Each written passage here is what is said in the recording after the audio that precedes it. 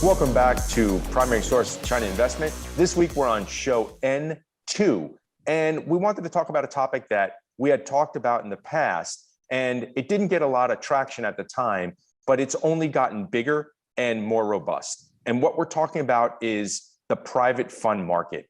And we just need to talk about it because of the overall size. All of these numbers come from the China Asset Management Association and also Huaxian Securities, my buddy Chris, who we've had on the show. So there are 25,000 private fund managers, and they manage 120,000 different funds, and in those funds, over 20 trillion renminbi. So straight averages are a little misleading because obviously there's some very big funds, but just on average, that's 166 million renminbi or 25 million US dollar. Of course, at 25 million US dollar, you are losing money as a fund, but there's some very large funds and a lot of them are very hopeful. To put this into perspective, let's talk about the public mutual funds. So these highly regulated entities that a lot of the foreign managers have and a lot of the big SOEs control. There are 150 fund managers, and they manage 8,300 public funds with 23 trillion renminbi.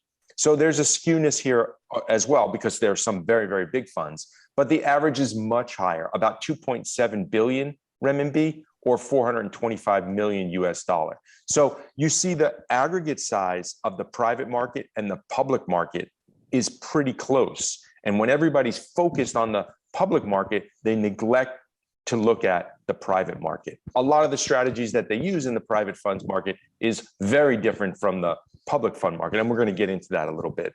Peng.guo, what's your thought here? I think personally, private fund market is too big to be ignored. So this market separates two big pieces. One is like the private fund and venture market and the venture capital. And the second, they do the securities investment. So for the security investments, probably around 14 trillion renminbi right now. So next, and it's definitely the size is pretty big and good enough. Obviously, this market, I feel like a little bit like the United States RIA market. So most of the big RIA firm, they manage most of funds. Like they have 2,000 RIA in the United States, but top 10 or maybe top 20 manage most of the size, and the rest they split the small piece of the pie. Table scraps, yeah. And that's true, yeah. I think right now the recent years is a quant-related fund. They grow pretty quickly, so it's they have the good timing for the past couple of years, and the equity market and it grows quickly. So people get a benefit with the size. Yeah, I wanted to, you mentioned the separation of the strategies. And I think we're going to get into some details here, but on a macro basis, we said there's 120,000 funds. Of those funds, private equity is 30,000 funds, venture capital is 13,000 funds, and the lion's share is basically securities investment. So that's 73,000. We're going to put a chart up of that so you don't have to memorize the numbers. But you're right. There's a big chunk of this, which is private equity and venture capital. Another thing is I'm just know the securities investment because venture capital is totally different animal. Right. In this area, I think it's pretty much mature. So firstly, management and the entire system pretty mature. Like the couple of the bigger companies, they play the custodial bank, and every fund registration, management, redemption, and the whole process is mature right now. People get have some confidence and rely on the custodial bank and the distribution channel to do it. Yeah, for the investment strategy, that's really, you don't need to worry about that. It's tons of the investment strategy. Anything you can say it could be in this market. So yeah, I think that all the big names and as well as the local strategies, everything is here. This is the point. You know, the point here is there's no shortage of product. It's actually quite confusing if you were to be an investor looking at finding a strategy. It's impossible. You have so many funds, so many managers, private and public. It's very difficult to ascertain what's going to work, even if you're a long-term investor. And I did want to put up some of the returns year to date. What's interesting is that all of these strategies have outperformed the CSI 300. This data is like a month old because we didn't have time to compile it for November. But as of October, CSI 300 was down almost 6%. Every other strategy beat that strategy. And there's a couple of peculiar reasons for that. One is that a lot of these funds always hold some cash. So when the market is down, you tend to outperform the market as well. So just that outperformance attributable to just holding cash in a down market gives you some outperformance. But you can look at all of the strategies: equity long, relative value, fund of funds even, which could be anything. Market neutral is actually, beating CSI 300.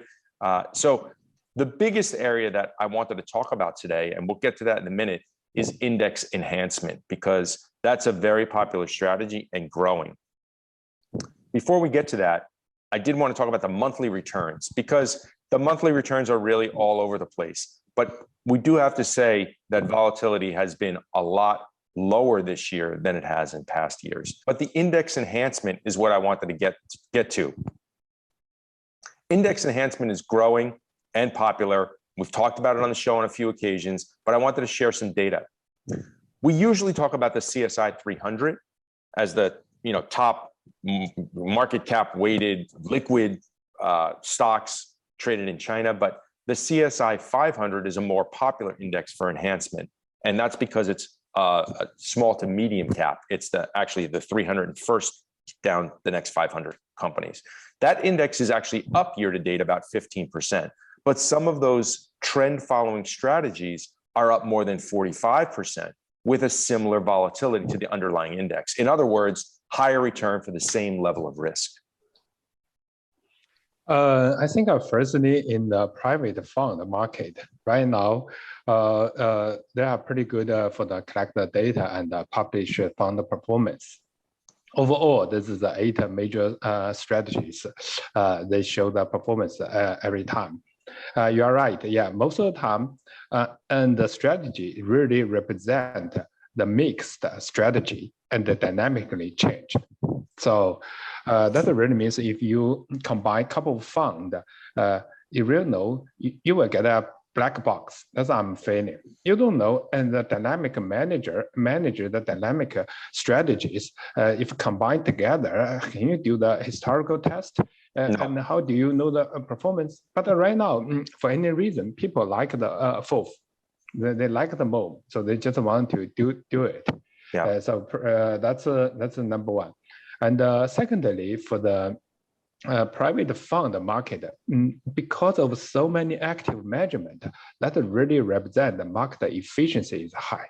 So as we know, it's back to the traditional investment. As long as the market efficiency is high, the alpha cannot be lasted for a long time. They cannot consistently get a big alpha. So, and sooner or later, they will back to the index-related strategies. So that's why you see no matter public fund and private fund, the index fund itself get growth. And that is the big things for the 2020 and also the 2019. This is the biggest growth. And secondly, index enhanced related strategy, it also grows. Some of them like have very strict index enhancement, like the traditional one. Some of them, they don't care. Whatever, they can beat the related SP 500, they can do it. I just do the quick calculation.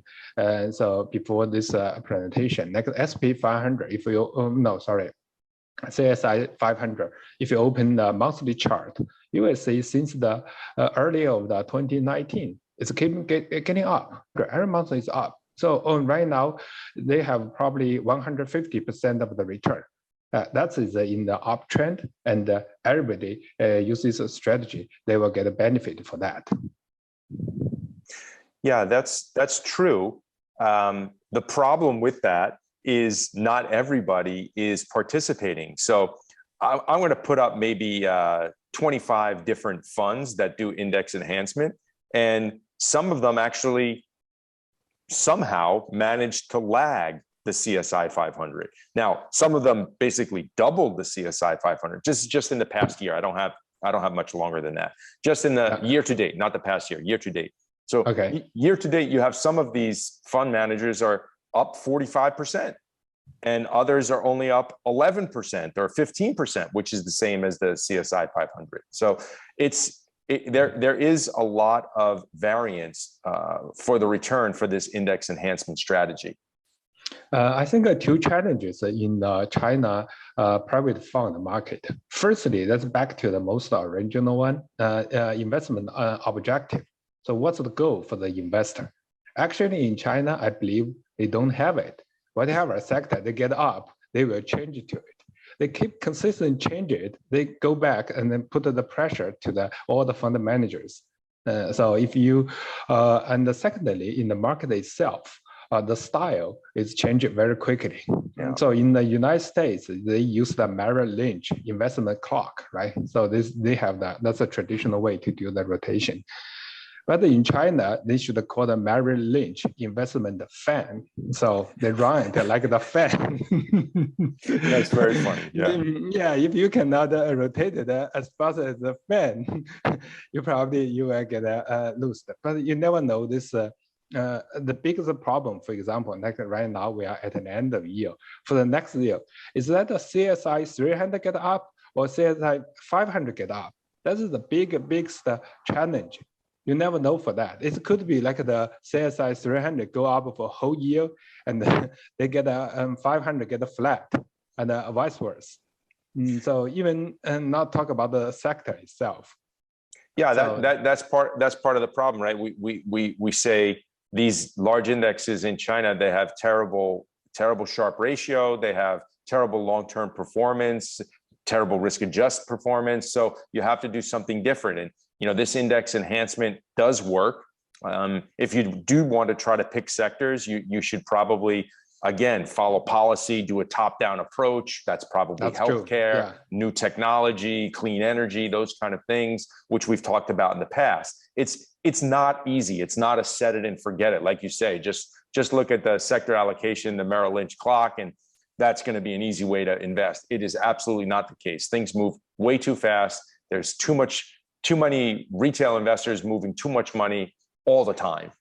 That's true, yeah. So it's the market always get noise, but you will see CSI 500, they are still in the uptrend. So right now they are in good shape. But if they get a drop, if you go see the longer history, they get a drop with the market as well. Yeah, and then you're going to be looking at a cash return. Yeah, that's exactly right. The final return really came from your asset allocation model. Correct. So which asset that you want to put in more weight, and how do you select it, and what's the rule to rotate the asset? That's why I think FOF, they still contribute a lot of the values to the client, because individual client, they cannot do such kind of work, and the professional FOF, at least they can do some kind of work to allocate the weight and manage the risk. That's why FOF product is pretty popular right now. But the problem you mentioned earlier, and I totally agree with this, is you have fund-of-funds manager, and they're managing 10 different funds or 20 different funds, and some of those strategies are completely different. So you do have a black box situation. That's right. That's why if you use the index, uptrend to do the allocation, that will get a better result, at least the more transparent. But if you purely use the index, if you get a bad luck with the market down, you are in huge situation. That redemption is pretty quick. Yeah, you will quickly find no money. You manage it right now. And not to mention, there's leverage in some of these guys you may not know about. So there's a lot of, there's very little restriction when it comes to private funds. So you really have to do your due diligence. So with that, we're going to leave it this week for show N2. Thanks for tuning in. Really appreciate your support. Drop us a comment, make sure to subscribe, and we'll see you next week. Thanks. Thank you.